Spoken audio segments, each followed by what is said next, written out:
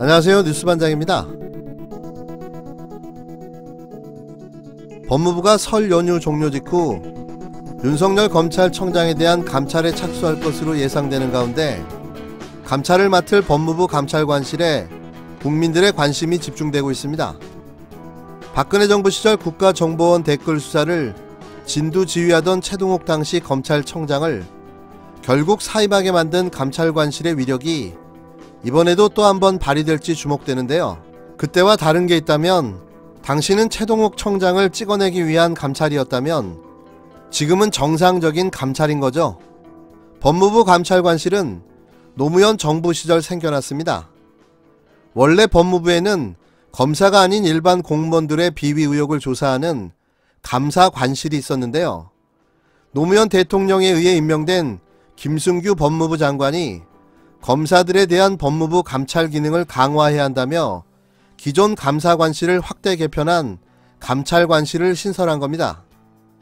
이후 검사 및 검찰 수사관들의 비위 의혹에 대한 1차 감찰은 대검찰청 감찰본부가, 보충적 감찰은 법무부 감찰관실이 각각 맡는 형태로 업무 분담이 이루어져 왔는데요. 문재인 대통령 취임 직후인 2017년 5월 안택은 당시 법무부 검찰국장 등이 연루된 특수활동비 돈봉투 회식 파문은 사안의 중요성을 감안해 대검 감찰본부와 법무부 감찰관실이 합동감찰에 나서기도 했었습니다. 법무부 감찰관실은 검사장급인 감찰관을 필두로 검찰 조직 감찰을 담당하는 감찰 담당관과 교정본부 같은 비검찰 조직 감찰이 주된 임무인 감사 담당관으로 나눠지는데요.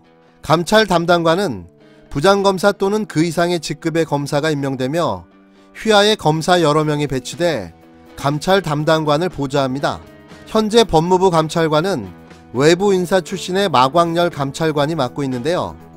마 감찰관은 1991년 35배 행정고시 합격 후 정통 행정관료의 길을 걸어온 인물입니다. 2014년 1월부터 2년 동안 농림축산식품부 감사관을 지냈으며 2016년 1월부터 감사원 심사관리관, 심의실장, 산업금융감사국장, 특별조사국장 등으로 일한 뒤 지난해 4월 개방형 직위인 법무부 감찰관에 임명됐는데요. 임기는 오는 2011년 4월까지 2년입니다. 마 감찰관이 법조인이 아니라는 점을 들어 쟁쟁한 특수통 검사들을 상대하기엔 법리가 좀 약한 것 아니냐고 생각하면 오산인데요. 감찰관을 뒷받침하는 검사들의 면면이 화려하기 때문입니다. 윤 청장 감찰을 염두에 둔 듯 추미애 법무부 장관은 검찰 인사를 단행하며 법무부 감찰관실 소속 검사 전원을 교체했는데요.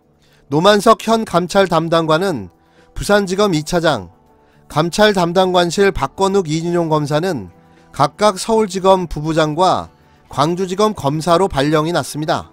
대신 한국형사정책연구원에 파견됐던 박은정 서울남부지검 부부장이 감찰 담당관으로, 박진성 부산동부지청 부부장과 장영수 부산서부지청 검사가 감찰 담당관실 검사로 새롭게 합류했는데요. 박신임 감찰 담당관은 조국 전 법무부 장관 시절 검찰개혁추진지원단 부단장이었던 이종근 인천지검 1차장의 부인입니다. 이종근 1차장은 추장관 청문회 준비단에서도 활동하고 이번 인사에서 남부지검 1차장으로 인사 발령됐습니다. 이명박 정부 시절인 2012년 박 감찰 담당관은 자유한국당 나경원 의원의 남편인 김재호 판사로부터 부인 나경원 의원을 비방한 누리꾼을 처벌해달라는 취지의 청탁을 받은 사실이 있다고 폭로해 정치권의 이목을 집중시킨 적이 있습니다. 파문이 확산되자 박 감찰 담당관은 검찰 내부 통신망 2플러스에 검찰을 떠나기로 한다는 글을 남기고 사표를 냈으나 대검찰청에 의해 반려되기도 했었는데요. 이렇게 진용이 제대로 갖춰진 대법원 감찰관실의 감찰을 받게 되는 겁니다. 누가요? 윤석열이요. 왜요? 직권남용 혐의로요. 이제부터 진짜 반격이 시작된다고 봐야 하지 않을까요? 예전에 말한 대로 공수가 전환됐다는 말이 이때 필요하지 않을까 생각됩니다. 윤석열 총장과는 호흡을 어떻게 맞춰 나가실 생각이십니까? 그런 개인적인 문제는 중요한 것 같지가 않고요. 인사를 한다라고 하는데 법무부 장관은 검찰총장과 협의해서 하게 돼 있단 말이에요.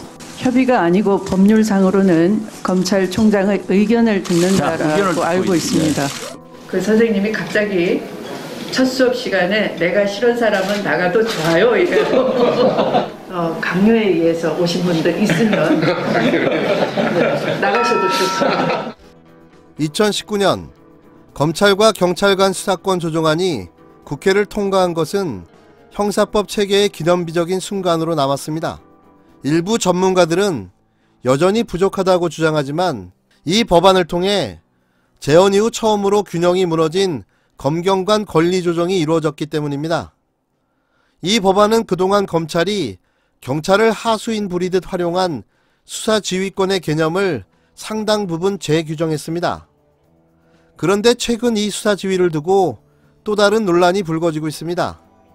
신임 추미애 법무부 장관이 직권남용 혐의로 보수 성향 시민단체로부터 고발당했는데요. 검찰이 이를 공안수사부에 배당해 수사를 준비하고 있다는 소식이 알려졌기 때문입니다. 추 장관은 검찰청법에 따라 개별 사건과 관련해 검찰청장에 대한 수사 지휘권을 보장받고 있습니다. 이 때문에 강력한 인사 등으로 취임 초기부터 검찰개혁 메시지를 확고히 하고 있는 추 장관이 자신의 사건의 수사지휘권을 발동할지 주목되는 겁니다. 법무부 장관이 수사지휘권을 발동한 사례는 이전에도 있었습니다. 2005년 천정배 당시 장관은 김종빈 당시 검찰청장을 통해 강정구 동국대 교수 사건을 불구속 수사라고 지시했습니다. 헌정 이후 최초의 법무부 장관 지휘권 발동 사례입니다. 사회학자인 강 교수는 한국전쟁에 대해 통일전쟁이라는 학문적 견해를 밝혔다는 이유로 국가보안법 위반 혐의로 고발당해 수사를 받았습니다. 천 전 장관은 구속수사 의견을 낸 검찰에 불구속 수사를 서면으로 지휘했고 김 전 청장은 이에 반발해 결국 자진 사임했습니다. 정부조직법 하위 법률인 검찰청법 제8조는 법무부 장관의 지휘감독을 다룹니다. 이 조항은 법무부 장관은 검찰 사무의 최고 감독자로서 일반적으로 검사를 지휘 감독하고 구체적 사건에 대해서는 검찰청장만을 지휘 감독한다고 명시해 사건과 관련해 법무부 장관의 지휘 권한을 명시하고 있습니다. 이 때문에 조 전 장관 사태 당시 검찰이 장관 임명 전은 물론 후에도 전방위적 수사로 조 전 장관을 압박하자 여권에서는 법무부 장관이 수사 지휘권을 발동해 검찰 전횡을 막아야 한다는 의견이 나오기도 했습니다. 조 전 장관 전임이던 박상기 전 장관 역시 퇴임 직전 검찰이 조 전 장관 일과 관련 압수수색을 실시한 것에 대해 아무 보고를 받지 못했다며 수사 지휘권을 거론한 바가 있습니다. 사회적으로 중요한 사건인 만큼 장관인 자신에게 검찰이 보고하고 감독을 받아야 한다는 것입니다. 김기찬 고려대 법학과 대학 교수는 윤석열 청장 체제의 검찰 행태가 내란 행위라는 수사지휘권 발동을 강하게 주장하기도 했습니다. 이에 대해서는 유시민 노무현재단 이사장 역시 비슷한 견해를 밝힌 바가 있는데요. 올해 초 자유한국당이 추 장관을 고발하겠다는 뜻을 밝히자 유 이사장은 고발하면 검찰은 민정수석이나 법무부 장관을 직권남용 혐의로 사건 배당하고 소환할 것이다. 그러면 법무부 장관이 수사하지 말라고 지휘를 해야 한다고 주장했습니다. 유 이사장은 힘으로 제압하지 않으면 통제가 불가능한 상황이다. 거의 무정부 상태라는 말도 덧붙였는데요. 야권의 지탄을 받으면서도 취임하자마자 강력한 인사와 직계 개편을 밀어붙이고 있는 추 장관은 일선 검사와 만난 자리에서도 억지로 왔으면 나가도 좋다며 살벌한 농담을 건넨 바가 있습니다.